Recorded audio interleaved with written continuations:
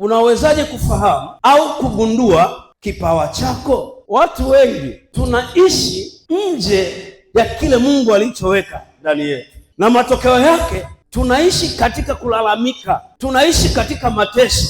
Ndio maana mstari huu unasema kipawa ni kama kito cha thamani kwake machoni pake yeye aliye nacho, kila kinapogeuka umfanikisha. Unajua kwa nini? Yuko nacho ila akijakeuka. Anaweza akawa nacho pia hajui kama anacho. Bwana Yesu asifiwe sana. Kitu cha ajabu Mungu alichonifundisha, na ninaomba ukae chini unisikilize, itakusaidia.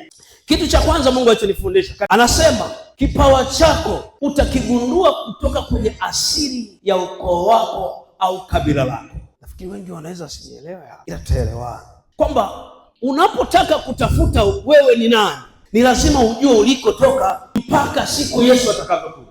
Na ukisoma hii sura anasema kabisa, mtakula sadaka nyinyi kwa sababu ninyi hamna urithi katika ulimwengu huu. Urithi wenu ni wa kwenye madhabahu, na kwa sababu hiyo sadaka za wana wa Israeli ni haki zenu. Bwana Yesu asifiwe sana. Sasa Mungu aliachilia neema hiyo ya utumishi kama sehemu ya kipawa cha ukoo au wa kabila.